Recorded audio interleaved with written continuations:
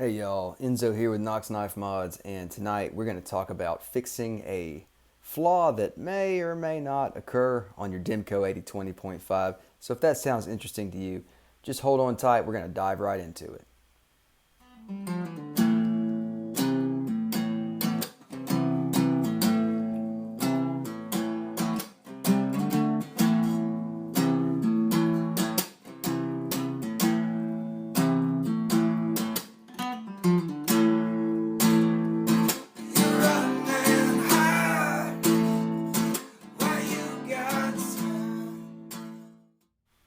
Alright y'all, so today we're addressing the problem of vertical blade play in the AD-20.5. This has plagued my AD-20.5 since shortly after I purchased it, and now I feel like I finally found a solution that maybe will work for other people who experience this problem, maybe not, but it's worth a shot.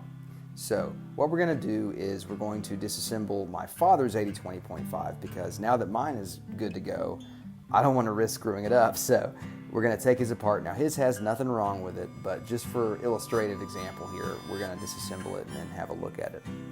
So one thing you'll notice first that I want to kind of point out, the AD-20.5 is similar to the bug out in that it's a very thin knife with thin liners, and because of that you can bend the knife, you can bend it back and forth and you can watch the blade move inside of the closed position.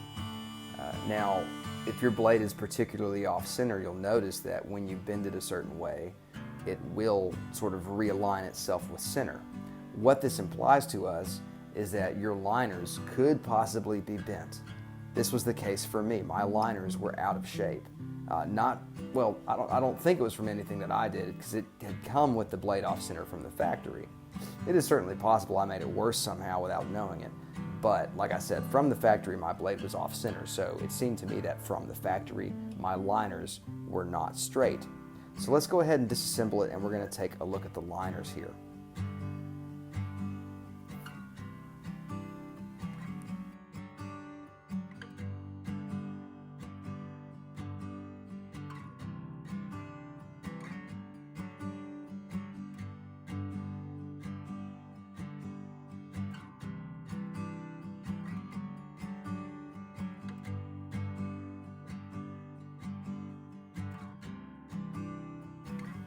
Okay, so now that we've got this knife fully disassembled, let's take our liner, we're going to lay it on a flat surface. In this case, I'm just using a knife box. And again, as expected, my father's liners on his knife, they're totally fine. Now for me, when I laid my liners from my 20.5 against my flat surface, I could see a slight bend near the lock area. So what I did is, I just did it by hand and I basically reversed that bend.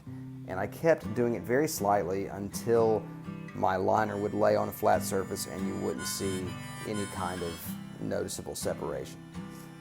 Now, if you want to be a little bit more meticulous, you could use something like a vise with some sort of flat surfaces wedged in there to really try to be a little bit more precise and flatten that out that way. Again, for me, just doing it by hand worked just fine. And also took care of a lot of the centering issues I was having. So my theory is this, and I don't think this is really that much of a stretch to think about, but when the liners are bent, even ever so slightly, the way that the AD-20.5 lock works, the shark lock, it has to move forward when it's in the fully deployed position. It has to be able to spring forward. And if those liners are off just a little bit, it's going to cause the lock to not fully engage. It may appear to fully engage, but somewhere along the way of that forward movement, it's catching on the liners or something is happening to where the lock is just not seating properly. And so that's what's leading to that up and down play and the sort of clickety-clack sound that it has when deployed and when you're feeling that play. So hopefully this helps you. If you're experiencing this problem, at least I hope that you could at least attempt this, have a look at those liners, see if they're misshapen at all. Again, I'm not pretending that this is some sort of catch-all for vertical play. It could just be that you have a faulty lock or a bad stop pin, or maybe you need a new spring.